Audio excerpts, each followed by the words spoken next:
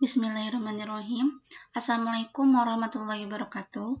Perkenalkan, nama saya Muftiah Salma Nur Fadilah dari kelas PAID. Di sini saya akan menjelaskan tentang hakikat kewarganegaraan. Hakikat kewarganegaraan.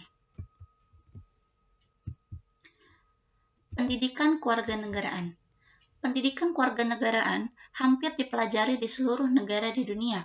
Yang membedakan hanya penamaannya saja. Namun, isi konteks dalam pembelajarannya adalah sama. Mengapa pendidikan kewarganegaraan itu perlu untuk dipelajari? Menurut filosofi, negara yang menginginkan negaranya tetap eksis, maka perlu mendidik warga negaranya agar menjadi warga negara yang cerdas dan baik. Maka dari itu, diperlukannya pembelajaran pendidikan kewarganegaraan. Berikut, nama-nama pendidikan kewarganegaraan di setiap negara. Contoh, Indonesia Pendidikan Kewarganegaraan, USA Civic Education, UK Citizenship Education, Timur Tengah Tarbiyah Al-Wataniyah, Meksiko Education CVS, Jerman Sankunterek. Lalu ada tipe warga negara menurut Nadine and Krag. Yang pertama, yaitu tipe Spoon Citizen, yaitu tipe warga negara yang mudah terbawa arus dan tidak mempunyai pendirian teguh. Yang kedua, Stone Citizen. Tipe warga negara ini seperti batu, yaitu yang susah menerima pendapat orang lain, apalagi pendapatnya itu yang tidak berhubungan dengan kehidupannya. Yang ketiga, Generator Citizen, yaitu tipe warga negara yang mampu mendorong dan berperan aktif dalam masyarakat. Tipe ini bisa dikatakan sebagai tipe warga negara ideal, yang dapat menjadi warga negara yang cerdas dan baik. Jika pendidikan adalah upaya untuk menumbuh kembangkan potensi agar menjadi individu yang dewasa, maka pendidikan kewarganegaraan adalah upaya untuk menumbuh kembangkan modal sosial untuk membangun negara bangsa. Karena untuk membangun negara bangsa perlu dibarengi dan didahului modal sosial sehingga mampu memaksimalkan sumber daya alam, finansial, dan juga keterampilan-keterampilan lainnya. Modal sosial dapat diperkuat dengan memperluas ruang-ruang perjumpaan yang dapat menumbuhkan rasa saling percaya. Inilah urgensi pendidikan kewarganegaraan yang berupaya mendidik warga negara muda agar semenjak dini dapat membayangkan bahwa negeri ini begitu luas, banyak dan majemuk penduduknya, agar kelak setelah dewasa memiliki keluasan mental seakan seluas Indonesia dan kekayaan sebanyak dan semajemuk Indonesia, dan juga mampu merawat dan menumbuhkan modal sosial serta kekayaan jiwa yang tinggi.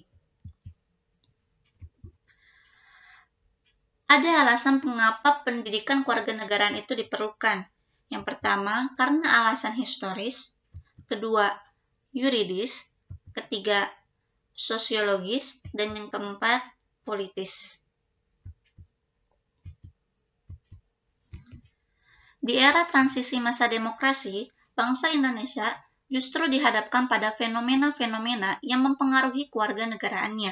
Contohnya seperti nasionalisme ekonomi, sosial, pengaruh globalisasi, dan pengaruh perkembangan teknologi yang menjadi tantangan berat dalam revitalisasi cita sipil khususnya di pendidikan kewarganegaraan. Dalam semua bidang, pendidikan kewarganegaraan dirancang untuk mewujudkan program-program pendidikan demokrasi yang bermuara pada pendidikan karakter bangsa Indonesia, yang tujuan utamanya adalah untuk menumbuhkan karakter warga negara, baik karakter private, disiplin diri, dan penghargaan harkat dan martabat manusia di setiap individu maupun karakter publik. Urgensi pendidikan kewarganegaraan.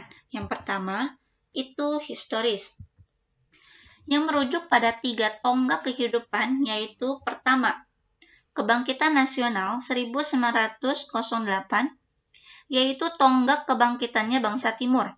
Yang kedua, Sumpah Pemuda tahun 1928, yaitu mengaku tumpah darah yang satu tanah air Indonesia, mengaku bangsa yang satu bangsa Indonesia, dan mengaku berbahasa yang satu, yaitu bahasa Indonesia.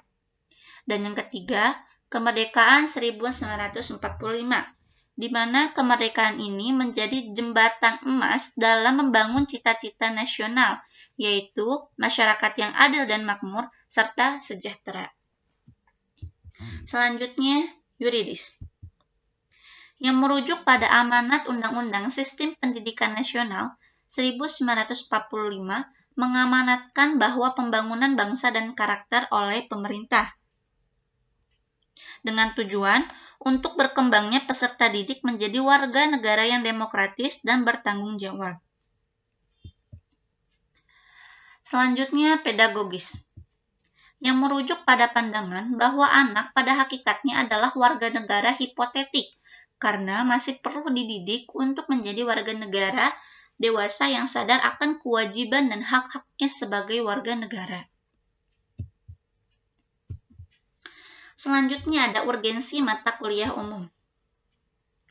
Mata kuliah umum bukan mata kuliah pelengkap bidang studi, akan tetapi memiliki mata kuliah yang mempunyai peran strategis, yaitu mata kuliah umum membekali mahasiswanya pengetahuan dasar, yakni pengetahuan yang berguna seperti etika, berpikir kritis, belajar terintegrasi dan teraplikasi, dapat bekerja sama, memahami kebinekaan, dan kemampuan belajar sepanjang hayat akan berguna pada bidang studi apapun.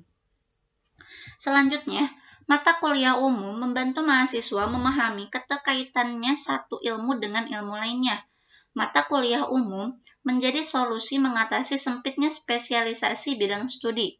Mata kuliah umum juga mengajarkan bagaimana untuk mengaplikasikan ilmu yang telah diperoleh dalam kehidupan nyata sehari-hari.